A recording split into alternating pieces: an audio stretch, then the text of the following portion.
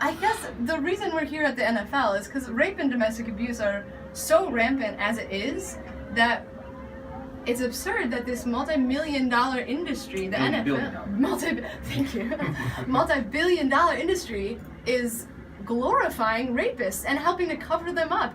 It's like 44 players just this year. Can you believe that? That's a whole team. So, Micah, how has the reaction been when people was walking by and seeing your signs? And also, too, we're on the radio so people can't see, but you have the makeup on as if you were hit and your eyes are blank. So. Yes, I'm blessed to not have ever been a victim of domestic abuse, but yes, a lot of us have like black eyes and stuff to try to attract attention to like stand in the place of people who have been victims of it. We've had a lot of mixed reactions. Luckily, we've had a lot of people cheering us on, which has been really encouraging, men and women. But we've had a couple people who were not very encouraging. A group of guys, actually a policeman got between me and one of them because I was like stepping forward aggressively. So wasn't actually going to do anything, but I was pretty mad at him. People, who were saying like, get over it, or like, we were chanting no means no, and some guys, some like stupid college boys were like, no means yes. And you're like, no, that's not. And things like that. And like people think this is a joke. And you're like, okay, well, you've obviously not ever been through this. You have no idea how much this affects someone's life. And especially like NFL players are so, famous and glorified, and a lot of them are amazing people who have done amazing things. But 44 of them are not. And so people, like, if you're going to come out and say, this famous person abused me, that takes enormous courage. First of all, it takes courage to come out anyway. Yeah. But if they're famous and if they have, like, millions of fans, you're going to all of a sudden become hated, especially because women are always so disrespected, and people tend to side with the oppressor, even if, like example, recently I got into a spat with someone, not like a physical spat, over Kobe Bryant, because, he just retired, and Kobe Bryant did some amazing things as an athlete, and I liked watching him play. I really like basketball, but he was accused of rape back in 2003, and the sign, like, it was very clear. Like, she had a lot of evidence. This girl did physical evidence that he had choked her, and it was just horrible, just horrific. And can you imagine the courage it would take for her to come out and say, hey, Kobe Bryant, all-star, high-scoring athlete, actually raped me and should probably go to jail. Like, and then she was just hated and threatened, and her family was threatened, and it's absurd that people think that, oh, she's probably just doing it for money or whatever, So the whole culture, and it's not that there's anything wrong inherently with athletes or anything like that. It's just the idea that, like, once you're in the NFL, you're above the law for some reason, And so that's what's scary. Okay. Yeah. Well, first of all, we pretty much agree with everything you said. Right. But for the sake of the show, I'm going to have to play a little devil's advocate. Oh, be my so we guest. can get to the nitty-gritty.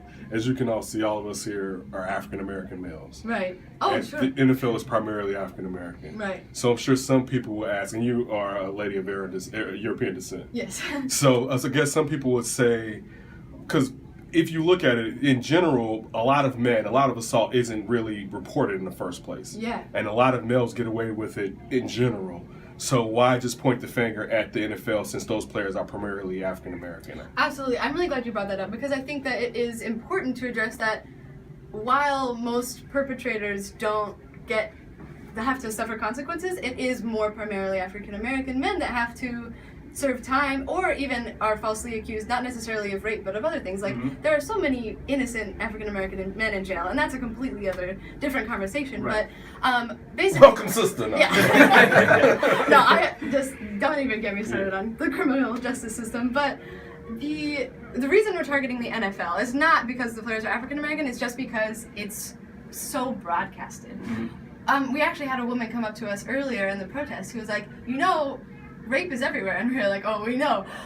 We're in college, and they're like, she's like, rape starts up really high in corporations and administration, and we're like, oh, we know. And the reason we're targeting the NFL right now is just because it's sort of a place to start. It's here. It's here, exactly. It's not about the particular rapist. It's just that, like, these men are getting away with it because they're famous. There are other people like Bill Cosby. Well, he's African American. Don't stop. No, but like other people people, like really famous people, if you're powerful, if you have money, you can get away with anything. That's the point. So so do you plan on being out here the entire weekend, or did you just want to kind of start off the very first day of the draft? You want to try to get attention like that? Well, bring attention to what's going on. Absolutely. We picked today because it's the first day of the draft, and this is when the draft's actually taking place. Right. So I don't know if we'll be out all weekend, but we definitely wanted to come out today because it's the first day, so we figured we could get the most momentum. Are you using any kind of social media to get this awareness out? Yeah, we made a Facebook event for it called 44 No More. Let's end this now, 44 because 44 players. Right. And I emailed a lot of like feminist and women's rights advocacy groups around Chicago to try to get the word out. But thank you so much for having me here also, because we were hoping to, Hey, listen, when you all walked past, I was like, whoa, what is going on? And I started reading the signs. I'm like, you know what? I think we might need to talk to you.